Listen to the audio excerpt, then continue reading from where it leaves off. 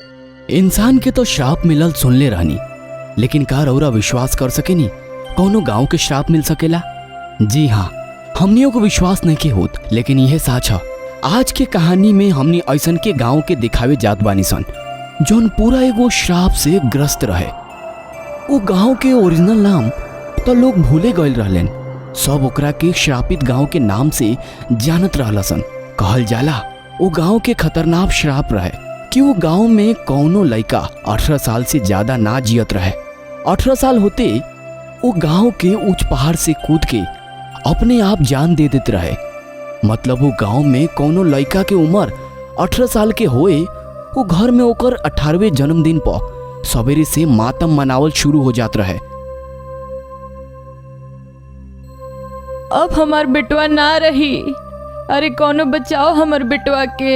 हमार बेटवा हमार बुढ़ापा के सहारा अब ना रही। चुप हो जा भाई, का कइल जाओ, ई तो हमनी के गांव के लागल श्राप हो।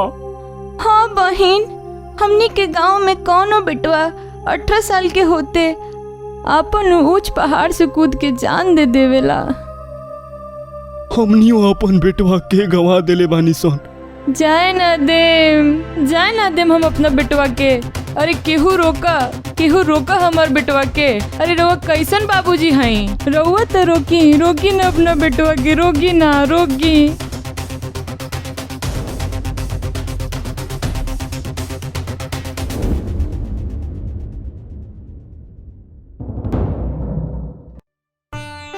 वाह पूजा, गांव के तो मजा ही कुछ और बा।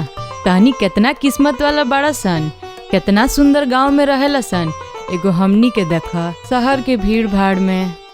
ऐसन बात राहुल से जल्दी शादी कर ल और आके एकरा गांव में बस जा। तेहू प्रमोद से शादी कर ले, दोनों सखी इहे गांव में बस जाइल जाओ। हम तो ऐसहू बगल के गांव में रहेनी। शादी कर के तो हमरा एगो बॉर्डर पार करे के बा, बस ओकरा ला प्रमोद तो हाँ करे। अरे हमार तो उहे दिनवा से हाँ बा जौन दिन हम तोहरा के पहली बार देखले रहनी। खाली हमार माई बाबू के हाँ ले ली, शहनाई बजा देम। माई बाबूजी के हाँ काहे ना हुई? तू अपन 18वां जन्मदिन मनाए जात बारा, माई बाबू से जन्मदिन के गिफ्ट में तू दोनों के मांग लिहा का प्रमोद?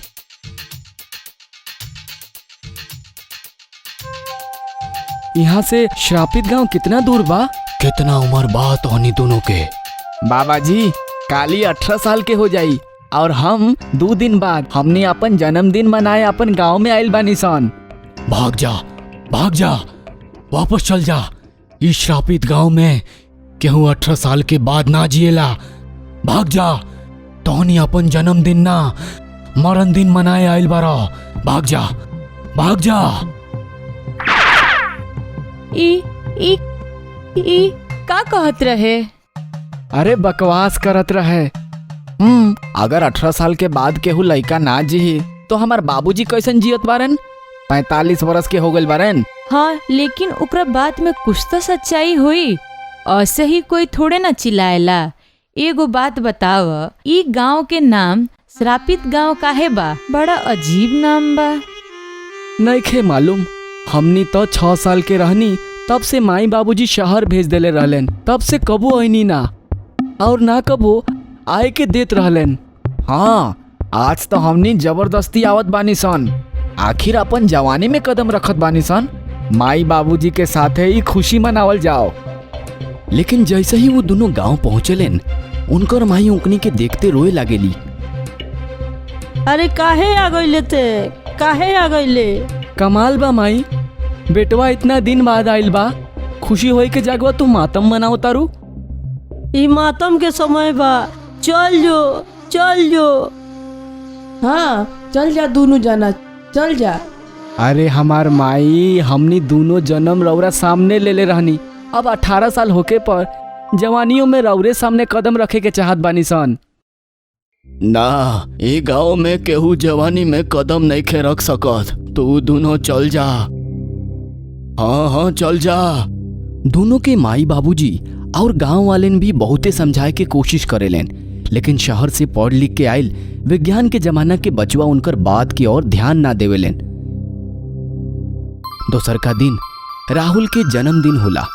सवेरवा उठते उ देखेला गांव के बहुत लोग ओकर घर के बहरी इकट्ठा हो गइल बारेन और ओकर माई बाबूजी अबो भी मातम मनावत बारेन। तबे पूजा केक लेके वहां आवेली। वो सबके रोवत देख कहेली, अरे रौरा लोगे रोवत काहे बानी? खुशी मनाई, देखी रौरा बेटवा के जन्मदिन के केक ले आइल बानी। ई का होखेला? शहर में जन्मदिन के दिने एकरा के काट के खुशी मनावल जाला, खाइल जाला। उहे मनावे के चाहत रहे, काहे आ गइल लोगिन? अरे चुप रह ना माई, कुछो ना होई, चला केक काटल जाओ। और वो सबके साथे मिल के ओकर जन्मदिन मनावेलेन। और पूरा 18 साल के जन्मदिन मनावे के बादो ओकरा के कुछो ना होकेला। ई देख के वो लोग खुश हो जालेन। सब लइका उनकर अंधविश्वास तोड़ देवेलेन। सब खुश हो जालेन और रात में गांव के छत पर सूतेलेन। लेकिन जब अचानक उनकर नींद खुलेला तब वो देखेलेन कि राहुल अपन बिछौना से उठ के सीढ़ी से नीचे के तरफ जाए लागेला। सब ओकरा के रोकेला सन, लेकिन वो केहू के हाथे ना आवेला। वहां से भागेला, सब ओकर पीछा भागेलेन, लेकिन वो जाके उहे पहाड़ी से कूद जाला। ये कैसे हो सकेला? हमार राहुल तो बहुत समझदार रहे, लोग के जियल सिखावत रहे, अपने कैसे आत्महत्या कर सकेला? हमरा के तो अबू विश्वास नइखे होखत। ऊ 18 साल के हो गइल, हमनी के ओकर जन्मदिन मनैनी, तब तो ओकरा कुछू ना भइल। फिर रात में अचानक कहा से तोहनी ओकर जन्मदिन मनैला? ओकर जन्म समय ना। हाँ, ओकर जन्म रात में यह समय भइल रहे। अब 18 के भइल और ओ खुद नइखे मरल, ओकरा के हमरा गांव के शराप मरले बा। ते का नखरा करता रे? तोरा पता नइखे? तोहरे गांव के श्राप लागल बा हमनी के गांव के। हमार गांव के? हाँ, भाग यहाँ से। हमरा गांव के लइका सन के खाए वाला जो भाग यहाँ से लड़की। ऐसा मत कह माई, हम एकरा से बियाह करे के चाहत बानी। अरे ते जिंदा रहबे तब नु शादी करबे। एकरे गांव के औरत के श्राप से हमनी के गांव आज मौत के मुंह में खड़ा बा। जो भाग यहाँ से। और ओकरा के जबरदस्ती वहां से भगा देवेला सन। पूजा परिस्थिति के देख के वहां से चल जाइल ठीक सोचेले। ओकरा गइला के बाद प्रमोद आरती सबके पूछला पर माई बतावेले कि पड़ोसी के गांव के एगो लड़की के शादी अपन गांव के लड़का से पक्का भइल रहे। शादी से पहले बहुते दिन तक ओकनी के मिलल जुलल रहे, लेकिन शादी के समय में उनकर शादी टूट गई। ई बेला ओकर बचवा के माँ बने वाला रहे। लड़का के बाबूजी यह बात से ओकर शादी कैंसिल कर देलन। वो लड़की अपन भइल लड़का के दुहाई देलक, लेकिन वो ना मनलक। मजबूरी में लड़की अपन बचवा के अपन माई के लगवा छोड़कर और अपने ऊ पहाड़ी से कूद के अपन जान दे देलक। मारला के बाद ओकर आत्मा गांव में भटकत रहे। वो पूरा गांव के श्राप देलक। याद रख तोहनी के गांव वाला एगो अबला नारी के संगे तू लोग बहुत नाइंसाफी कैले बड़ा लोगी।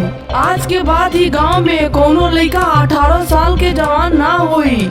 आज के बाद ही गांव में कोनो बेटा के शादी ना होई। जैसे वो 18 साल के हुई, यही पहाड़ी से हमार आत्मा ओकरा के अपना लगे खींच ली। मरी है, सब जाना मरी है, एक एक करके सब जाना मरी है। पूरा गांव अपना बेटा के शादी देखेला जिंदगी भर तरसी है। तब से ये गांव शरापित गांव हो गई और आज तक जेकरा घरे बेटा 18 साल के होला खुद पर खुद वो पहाड़ी से कूद के अपन जान दे देवेला। जौना पहाड़ी से कूद के कमला जान देले रहे। का वो कमला हमार माई रहे जौन पूरा गांव के शराब देले रहे? हाँ बेटी, तू है बदनसीब के बेटी हो। और नानी ओकरा के वो लड़का के भूले खातिर कहेली, लेकिन वो कहेले कि हम ओकरा के नइखी भूल सकत। दोसर के दिन उहे लड़का के जन्मदिन रहे।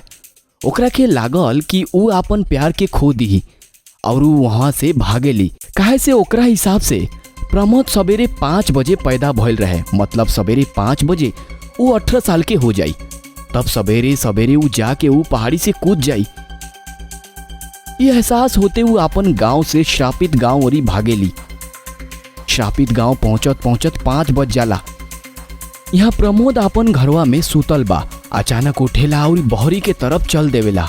ओकरा के जात देख आवाज सुन के सब लोग जाग जालेन और रोवल शुरू हो जाला। सब ओकरा पीछा पीछा भागेलेन। तभी पूजो वहां आ जाली। उहो ओकरा के रोके के कोशिश करेली। रुक जा प्रमोद, रुक जा। हम तोहरा से बहुत प्यार करेनी। तोहरा के हमरा प्यार के क्रिया, रुक जा। रुक जा ना तो मारल जेबू। ना, हम ई लइका से प्यार करीले। मत करई, ई धोखाबाज लोग के गांव बा। हमू यही गांव के लइका से प्यार करत रहनी, ओकरा के छोड़े के ना चाहत रहनी, लेकिन वो हमरा के छोड़ देलक। पर ई हमरा के ना छोड़ी माँ। हाँ माँ, हम ही राउरू बेटी हई।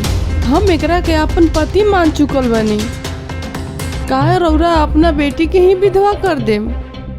काहे एगो माई आत्मा बनला के बाद इतना कठोर हो जाले? माई, एगो के गलती के सजा पूरा गांव के नइखे देहल जा सकत। रौरा अपन शराप वापस लेवे के पड़ी। अब ई गांव हमर ससुराल बा। काल हमरो बेटा होई, राउर नाती। का ओकरो के रौरा 18 साल होते ही मार दे? ना ना, ई का कर देलू बेटी तू? ताहरा नहीं क्या पता ई गांव वाला हमरा संगे का कइले बाड़न? इनका तरफ से, पूरा गांव के तरफ से, जौन अब हमरो गांव बा, हम रौरा से माफी मांगतनी। ठीक बा बेटी, हम इनकरा के माफ कइनी। आज के बाद ई गांव में कोनो भी बेटा 18 साल के होते ही ना मरी। हम अपन शराब वापस लेतानी। तू सच कहतारू बेटी, अब हमरा समझ में आ गइल बा। केहू एक के सजा भगवान भी ओकरा के आस पास के लोग के ना देवेले, फिर हम कौन हई वो लोग के सजा देवे वाला? और ई तरह एगो श्रापित गांव उहे गांव के बेटी के कारण श्राप से मुक्त हो जाला, जौन गांव के बेटी के कारण वो गांव श्रापित भइल रहे।